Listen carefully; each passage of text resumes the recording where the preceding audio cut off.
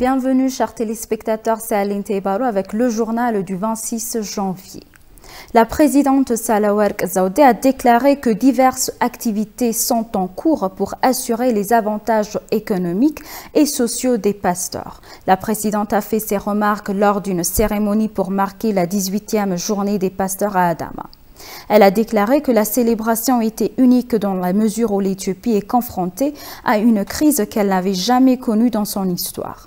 La présidente a noté que diverses activités sont en cours pour assurer les avantages économiques et sociaux des éleveurs.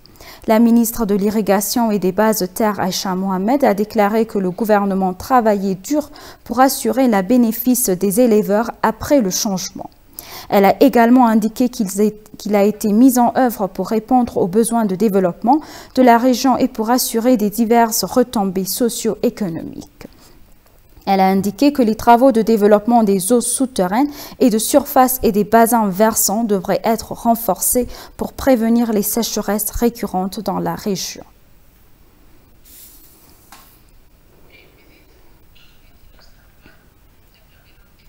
Le Premier ministre Abiy Ahmed et des hauts responsables gouvernementaux ont visité des zones touchées de la sécheresse dans l'État régional de Somalie. Le Premier ministre s'est rendu à Gabribeya où se trouvent des personnes déplacées touchées par la sécheresse. Nous avons plus à ce sujet.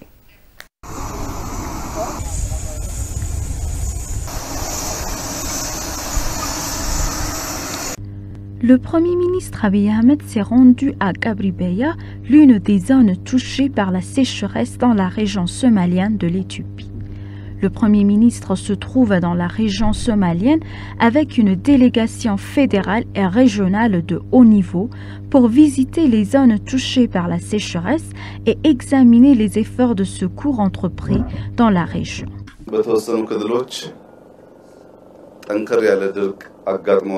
Dans certaines régions, nous avons déjà été confrontés à la sécheresse, en plus du déplacement de personnes dans le cadre du conflit qui sévit dans la partie nord de l'Éthiopie.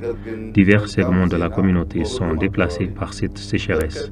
Cette sécheresse est assez différente et plus lourde que la sécheresse de l'année précédente.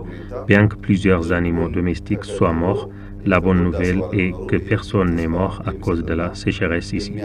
Ainsi, nous avons déjà constaté ces graves problèmes et nous sommes prêts à nous serrer les coudes avec la population pour apporter immédiatement une réponse de diverses manières.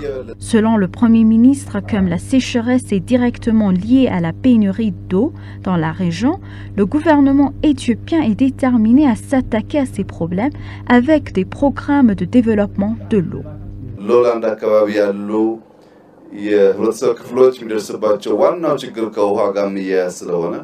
Les personnes résidant autour des zones de plaine sont toujours confrontées aux problèmes liés à la pénurie d'eau. Nous avons créé une institution qui donne une réponse immédiate sur la façon de gérer l'eau autour de ces zones. Lorsque ces projets prévus se renforceront durablement, nous surmonterons facilement les problèmes.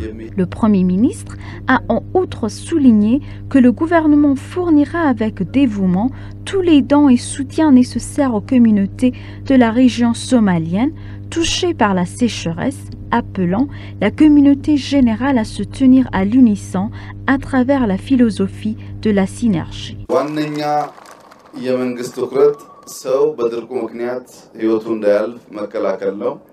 L'objectif principal du gouvernement est de s'efforcer de prévenir les personnes souffrant de sécheresse. Pour cela, nous allons intensifier la fourniture de camions, citernes, de nourriture, d'aliments pour animaux et de médicaments essentiels, tout en accélérant les projets de petits barrages que nous avons lancés pour soutenir la gestion de l'eau dans les zones de plaine comme moyen de contourner les futures sécheresses. L'essentiel étant à l'unisson, l'essentiel est d'être unis en synergie comme des endroits où nous pourrions faire face. Nous ne savons rien. Comme dans la nation, il y a quelques problèmes de solidarité qui en font partie de la politique. Une partie avec l'intérêt de la ruée vers le pouvoir qui n'a rien à voir avec la croissance et la prospérité. prospérité. Il a été noté que la Commission nationale de gestion des risques de catastrophe a annoncé que 9 des 11 zones des États régionaux somaliens sont déjà touchées par la sécheresse, soulignant que la Commission est déjà engagée dans diverses activités pour fournir des produits alimentaires et non alimentaires à la région touchée. Le ministre des Affaires étrangères a déclaré qu'il n'était pas acceptable d'interdire aux représentants éthiopiens de prononcer un discours par l'OMS. Dans la déclaration, l'Éthiopie a rappelé que le conseil d'administration a déposé une plainte officielle contre le directeur de l'organisation pour les manquements à l'éthique. Bien qu'auparavant, nous avons élu le directeur général avec les pays d'Afrique et d'autres pays amis en coordonnant les pays d'Afrique et d'autres pays, mais lorsque la guerre a été ouverte dans la partie nord de l'Éthiopie par le TPLF, l'individu a montré sa véritable identité. Il a choisi de groupe terroriste plutôt que son pays. Le communiqué de presse expliquait que le directeur utilisait sa responsabilité pour diffuser la propagande de l'équipe terroriste. Même s'il a été officiellement demandé au conseil d'administration d'enquêter sur cette action contraire aux principes d'éthique de l'organisation, le conseil a annoncé qu'il avait interdit aux représentants éthiopiens de s'expliquer sur ces questions. Le ministre a dit qu'il est inacceptable de commettre de tels actes dans un pays membre.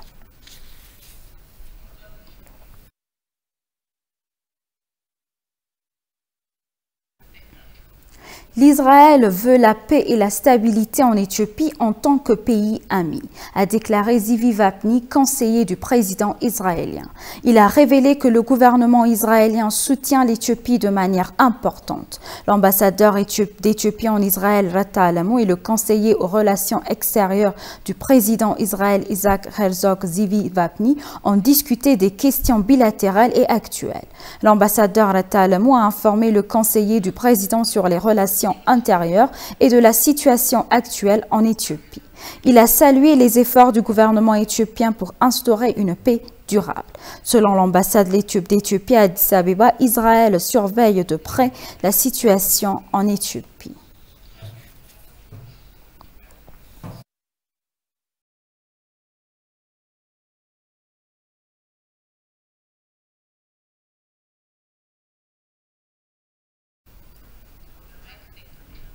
L'UNICEF consulte le ministère de l'Éducation sur les moyens d'aider l'Éthiopie à améliorer la qualité de l'éducation. Le ministre de l'Éducation, le professeur Brahanu Nagga, et le représentant adjoint de l'UNICEF, Michael Servadi, se sont adressés à l'Assemblée à cette occasion. Au cours de la réunion, l'UNICEF a discuté des moyens d'améliorer le professionnalisme des enseignants en Éthiopie, du soutien à l'accès à l'éducation et au changement des programmes, ainsi que de la qualité de l'éducation.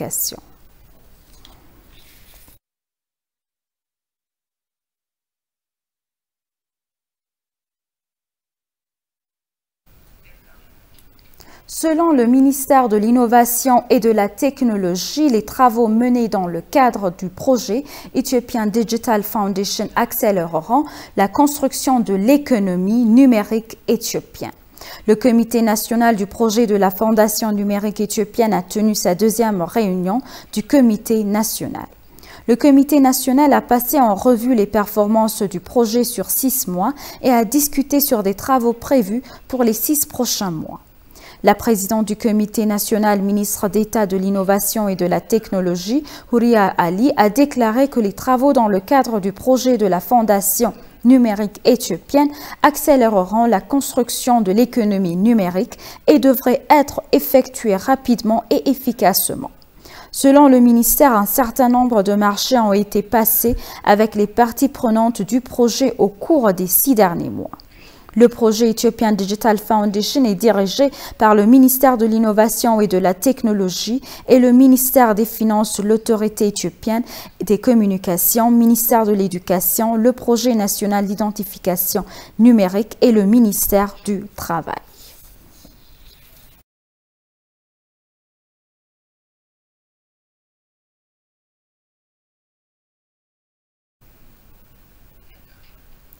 Les Éthiopiens vivant dans l'État de Florida aux États-Unis ont fait don de plus de 120 000 dollars américains pour soutenir les personnes déplacées par la guerre, a déclaré l'ambassadeur d'Éthiopie aux États-Unis d'Amérique. Nous vous remercions sincèrement d'avoir coordonné et donné ce programme de collecte de fonds, a-t-il exprimé. Il a rappelé que l'Éthiopie est actuellement un ambassadeur qui fait face à de grands défis tant à l'intérieur qu'à l'extérieur du pays.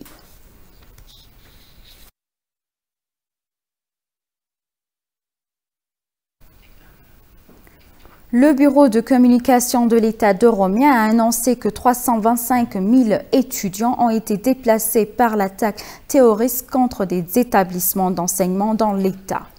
Le chef du bureau régional de communication de l'État d'Oromia, Haïlou Adunya, pour sa part évoqué les réalisations et les problèmes rencontrés dans le secteur de l'éducation au cours de l'année écoulée. Il a révélé que plus de 163 écoles ont été complètement détruites par l'attaque terroriste et 756 écoles ont été pillées par le groupe terroriste. Concernant les réalisations dans le secteur de l'éducation, le chef a déclaré que la langue Afan Oromo a été dispensée dans les écoles des États voisins d'Addis Abeba, de Dredhoa, de Benshangul Gumuz, de Gambella et de Sidama.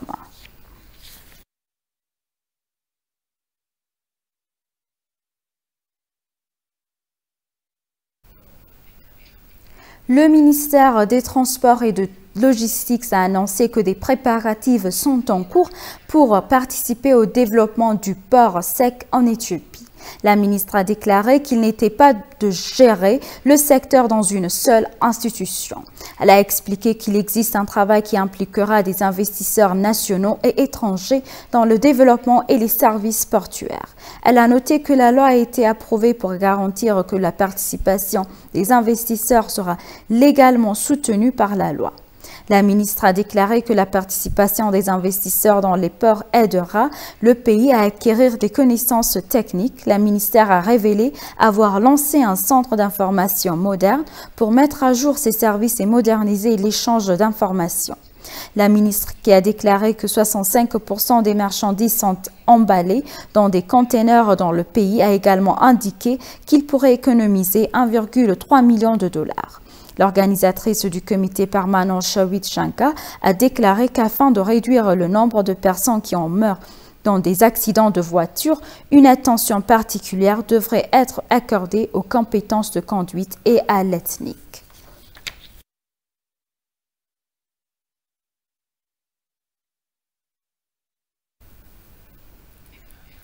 Et pour conclure le journal, l'autorité éthiopienne du café et du thé a déclaré que les préparatifs ont été finalisés pour organiser le 3e concours de la Coupe d'Excellence à Addis Abeba. L'autorité affirme que la concurrence contribuera à l'expansion du marché du café éthiopien et sa popularité au niveau international. Massarat Takalin a plus. L'Éthiopie organise une compétition de Coupe d'Excellence dans le but de promouvoir les espaces de café de la nation ainsi que d'élargir le marché du café au niveau international. S'adressant à ITV, le directeur général de l'autorité éthiopienne du café et du thé, Adunya Debela, a déclaré que le concours de la Coupe d'Excellence aide la nation à augmenter les acheteurs de café au niveau international.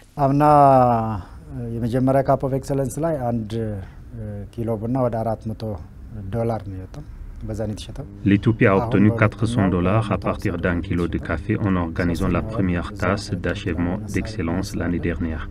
Nous avons aussi vendu un kilo de café à $150 dans le deuxième concours de tasse d'excellence. La compétition aide à identifier notre potentiel. Il est également important de multiplier notre produit de tests de café spécial dans divers domaines. Nous avons rajeuni nos espèces de café pour augmenter notre productivité de café. Selon le directeur général, quelques 40 échantillons de café ont été sélectionnés parmi 1500 échantillons de café lors de la 12e Coupe d'Excellence du concours l'année dernière. Adunya a ajouté que l'autorité entreprenait des activités pour organiser la compétition de la Coupe d'Excellence cette année.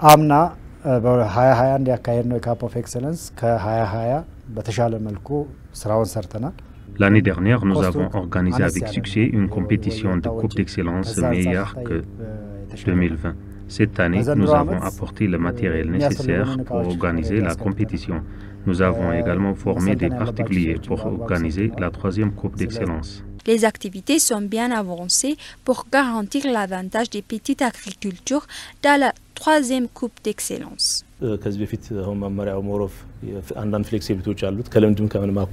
La ligne directrice récente offre une bonne flexibilité. Ainsi, nous sommes prêts à assurer l'avantage des petits agriculteurs sur les exportateurs de café, les syndicats, entre autres. Cette année, nous avons ratifié les lignes directrices pour solidifier l'avantage des agriculteurs.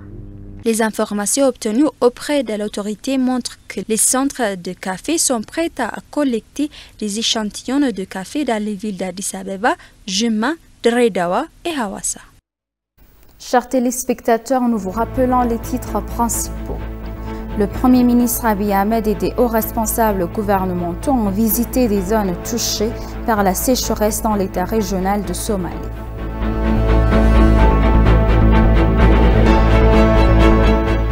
Israël veut la paix et la stabilité en Éthiopie en tant que pays ami, a déclaré Zivi Vapni, conseiller du président israélien.